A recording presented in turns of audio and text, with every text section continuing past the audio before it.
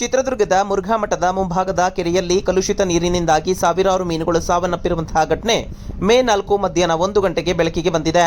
ಮುರುಘಾ ಮಠದ ಮುಂಭಾಗದಲ್ಲಿರುವ ಕೆರೆಗೆ ನಗರದ ಹಲವು ಬಡಾವಣೆಗಳಿಂದ ಚರಂಡಿ ನೀರು ಹರಿಯುತ್ತಿದ್ದು, ಈ ಒಂದು ಕಲುಷಿತ ನೀರು ಹಾಗೂ ಬಿಸಿಲಿನ ತಾಪಮಾನ ಏರಿಕೆಯಿಂದಾಗಿ ರಾಶಿ ಮೀನುಗಳು ಸಾವನ್ನಪ್ಪಿವೆ.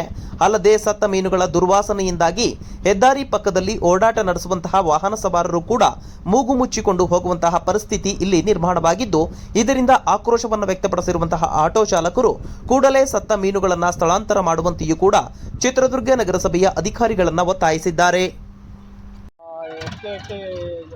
ಮರ್ತಟ್ಟಿ ಕೆರೆಯಲ್ಲಿ ಮೀನು ಪತ್ರದಿಂದ ಪಬ್ಲಿಕ್ ಜನಗಳಿಗೆ, ಸ್ಟೂಡೆಂಟ್ ಆಗಲಿ, ಈ ಸಾಮಾನ್ಯ ಜನಗಳಿಗೆ ಭಾಳ ತೊಂದರೆ ಆಗ್ತೈತೆ. ಇಲ್ಲಿ ನಿಂತ್ಕೊಂಡು ಯಾರು ವಾಸನೆ ತಡೆಲಾರ್ದು ಮೂಗು ಮುಚ್ಚಿ ನೋಡ್ತಾರಲ್ಲ ಸ್ಟೂಡೆಂಟ್ಗಳು. ಇಲ್ಲಿ JMT ಕಾಲೇಜ್ ಇದೆ ಪಕ್ಕದಲ್ಲಿ, ವಾಸನೆ ತಡೆದಾರ ಪಾಪ ಸ್ಟೂಡೆಂಟ್ಗಳು ಎಲ್ಲ ಆ ಕಡೆ ಮೆದಳಿ ರೋಡಿಂದ ಹೋಗ್ತಿದ್ದಾರೆ.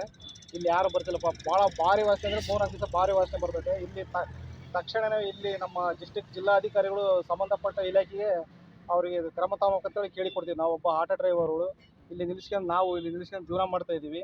ಆದರೆ ಇಲ್ಲಿ ನಿಲ್ಲಕ್ಕಾಗ್ತಿಲ್ಲ. ಆದರೂ ನಾವು ಏನು ಮಾಡ್ತೀವಿ, ಅನಿವಾರ್ಯ ನಿಂತ್ಕೊಂಡು ಪಬ್ಲಿಕ್ ಸರ್ವಿಸ್ ಕೊಡಲೇಬೇಕಾಗುತ್ತೆ.